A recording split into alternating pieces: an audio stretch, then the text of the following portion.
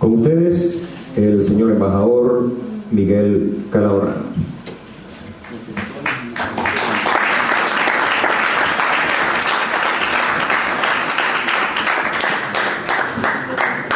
Muchas gracias. En primer lugar quiero agradecer la invitación y quiero decir que me siento honrado de haber participado junto a los panelistas que se encuentran aquí por sus tan elevados criterios. En segundo lugar quiero enviar un saludo a mis queridos compañeros embajadores de los diferentes países hermanos que se encuentran aquí. Y por supuesto un cariñoso saludo a todos los presentes por tener la paciencia de escucharnos. Esta mañana desempolvé mi jaqué de embajador, una ceremonia que tenía, y luego ya lo volví a guardar. No sé por cuánto tiempo, de pronto es para siempre, porque me siento más cómodo así. Y quiero decir que aquí no estoy de ninguna manera, estoy como embajador sin jaqué, y prefiero estar como, digamos, un militante revolucionario de América Latina más, que afortunadamente hoy en día hay por millones. En mi país, por lo menos, hay por millones. Soy un militante de la Revolución Ciudadana, con mucho orgullo.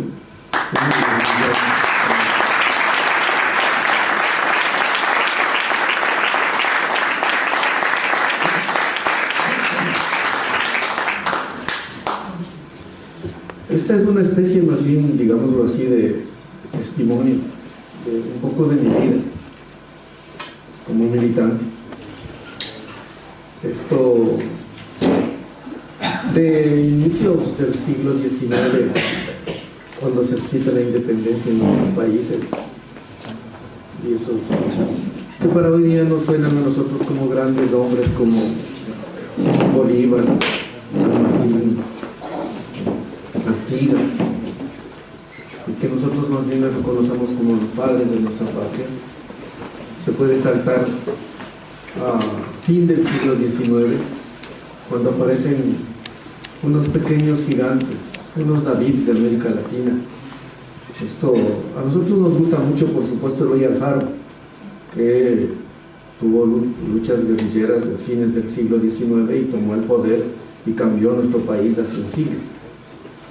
Y luego, por supuesto, que nos gusta mucho José Martí, que fue, por supuesto, amigo de Eloy Alfaro, igual que Antonio Maceo. Y bueno, cuando muere José Martí, nace Augusto César Sanguino, y desde siempre nosotros hemos admirado mucho a Sanguino. Y yo personalmente he admirado mucho a Emiliano Zapata. Emiliano Zapata fue partícipe de una de las revoluciones que se le conoce como una de las que más alta participación popular ha tenido en la historia de la humanidad, que es la gran revolución mexicana. Y esos son una serie de elementos que en América Latina juegan mucho. A partir de los inicios del siglo XX, se va a suscitar lo que se denomina en América Latina bajo la noción de las tales repúblicas bananeras. Bajo esta noción se asocia este modelo que establecen las mafias norteamericanas, para ser más claro, y para ser más preciso, no el pueblo norteamericano, sino estas mafias norteamericanas, que con reglas de juego antiguas, que habían sido puestas fuera de la legalidad por las propias leyes antimonopólicas de Estados Unidos. Hay que saber que Estados Unidos es uno de los países que tiene leyes antimonopólicas las más antiguas y las más importantes del mundo, y que la lucha antimonopólica de Estados Unidos ha tenido siempre mucha relevancia. Pero esas mismas leyes que se desdeñaban en Estados Unidos se aplicaban en América Latina a las tales repúblicas bananeras. Podría hablar mucho de esto, me gusta mucho este tema, pero nos llevaría mucho tiempo. Tan solo quiero decir algo que decía Franklin Delano Roosevelt de uno de los Somozas cuando se refería a Nicaragua. Si esto es que este Somoza es un hijo de puta, pero lo bueno es que no es hijo de puta. Es decir, usaban la tiranía, en los países de América Latina bajo el concepto de que ese era su patio trasero, como para, en medio del modelo de las repúblicas bananeras, hacer lo que quisiesen en nuestros países. Eso es lo que pasó en América Latina, esencialmente en la primera mitad del siglo XX. Así que para América Latina resulta ser muy importante 1953, el asalto y el discurso de Fidel de la historia me absolverá. Fue una especie de grito de insurgencia en toda América Latina contra ese estado de cosas de las repúblicas bananeras. 1953, y del 53 al 59 va a haber un proceso en el cual los barbudos van por aquí, por allá, por Centroamérica, por Estados Unidos, por Bogotá, confabulando y creando las posibilidades, hasta que en eso llega Fidel en 1959, como canta Carlitos Puebla. La revolución cubana es un hito fundamental en el siglo XX para América Latina. Fundamental. Uno puede ir a Cuba hoy día, puede pasearse por sus calles y puede ver un pueblo que vive con una sencillez increíble. Es que Cuba tiene un dilema que quizás al cual ningún pueblo en el planeta se vio enfrentado: o vivir con dignidad y con pobreza y con sencillez, o agachar la cerviz ante las mafias de los norteamericanos. Cuba escogió vivir con dignidad. No hay pueblo en el mundo que haya escogido vivir con tanta dignidad y llevar eso hasta las últimas consecuencias como Cuba. Hasta hoy día yo voy a La Habana, yo me paseo por La Habana y siento, y lo único que siento es eso, una dignidad que está allí como a flor de piel. Pero lo que Cuba nos trajo a los latinoamericanos fue un modelo de revolución, que es el modelo del Che. O sea, el Che decía, lo que hay que hacer ahora es crear 1, 2, 3, muchos Vietnam, o, dicho de otra manera, en antítesis a lo que señalaba la teoría de la Revolución Nacional Liberadora del PECUS, en antítesis a aquello, que no era necesario que se creen todas las condiciones determinantes y decisivas como para que se suscite un proceso revolucionario, sino que un foco revolucionario podía crearla.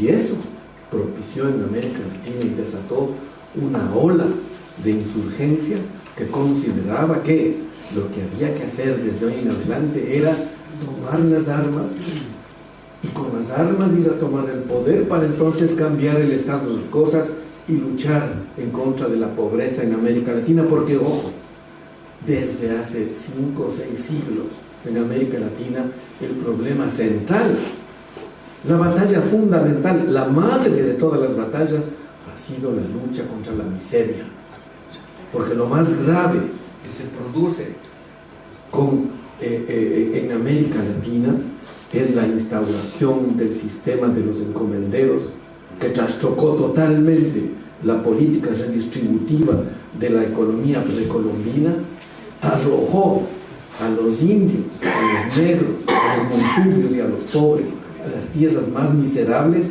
y estableció el latifundio como el eje en torno al cual debía desarrollarse la producción, y con ello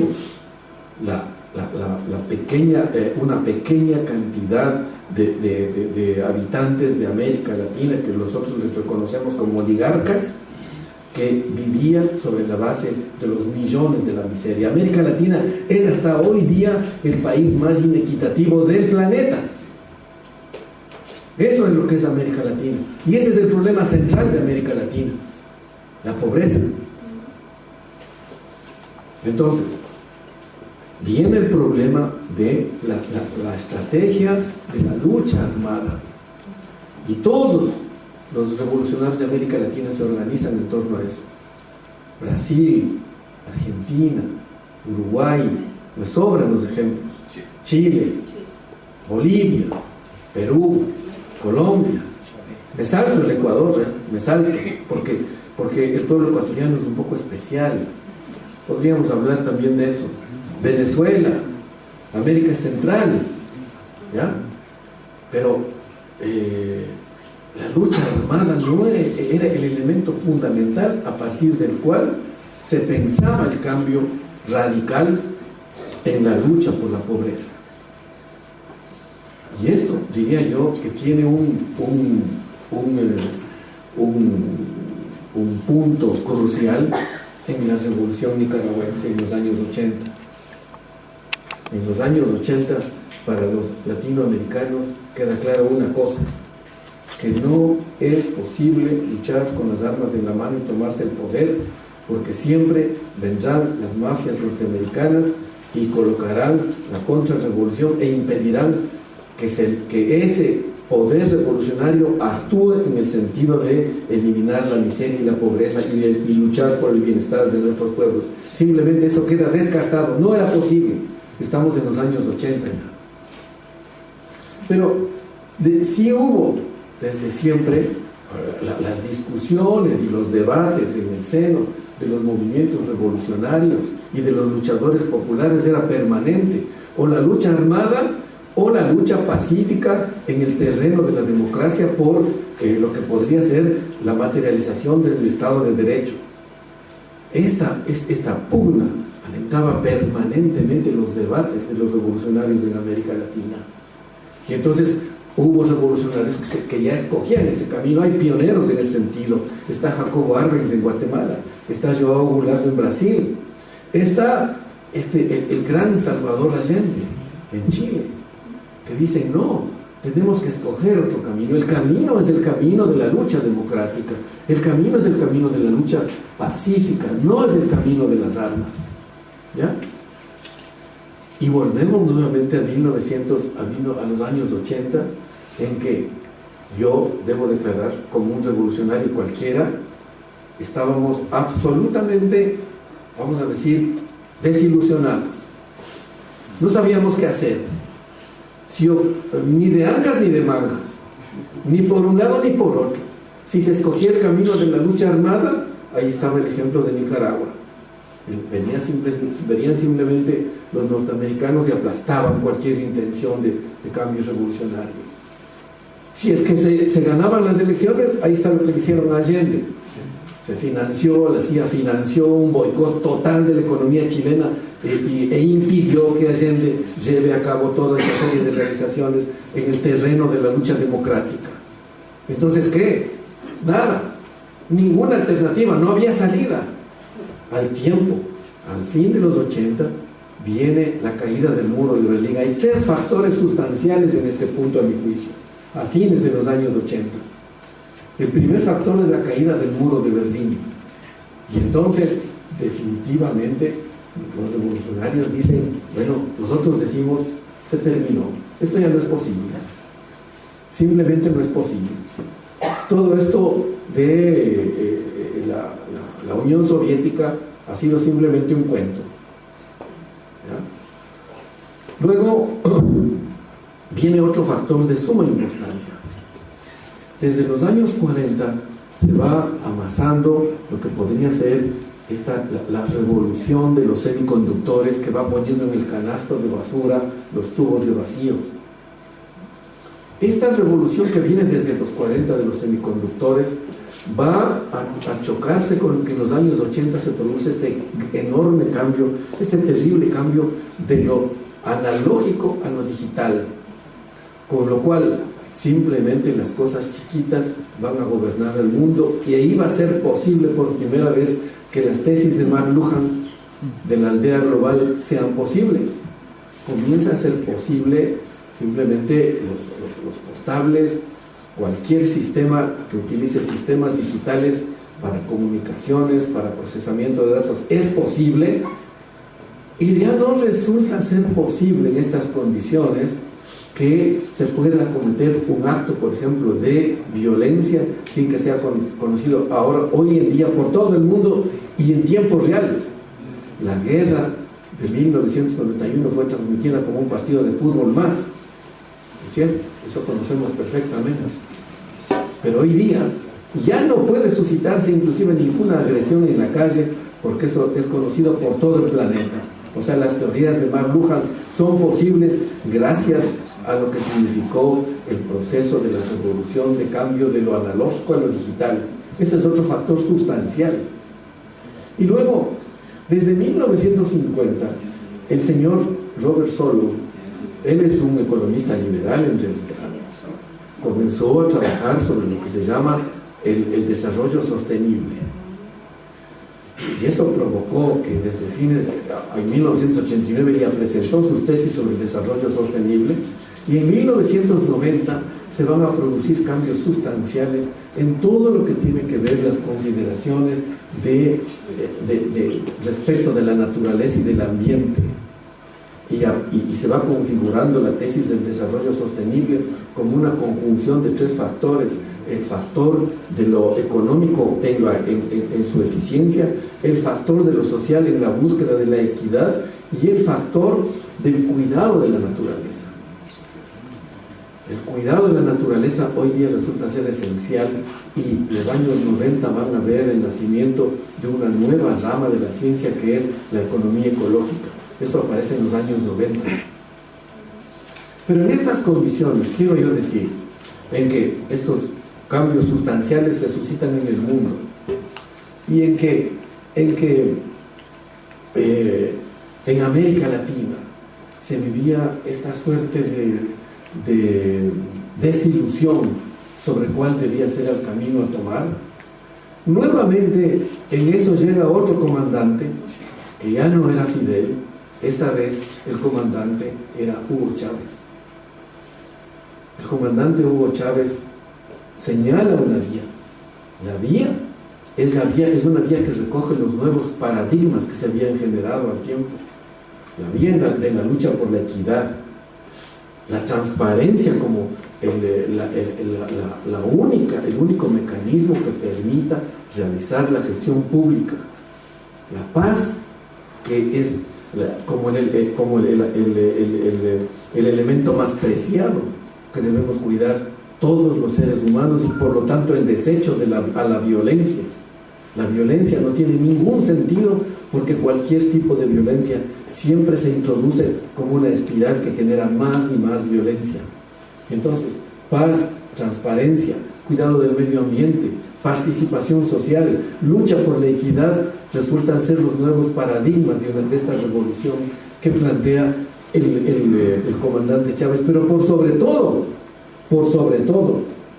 cuando todos teníamos que cualquier acción que pudiésemos hacer en América Latina iba a ser aplastada por las mafias norteamericanas, aparece el comandante Chávez y nos da, yo diría, un hálito de valentía a todos los revolucionarios. Nos dice: es posible hacer cambios revolucionarios, es posible juntarse al pueblo y luchar por el pueblo.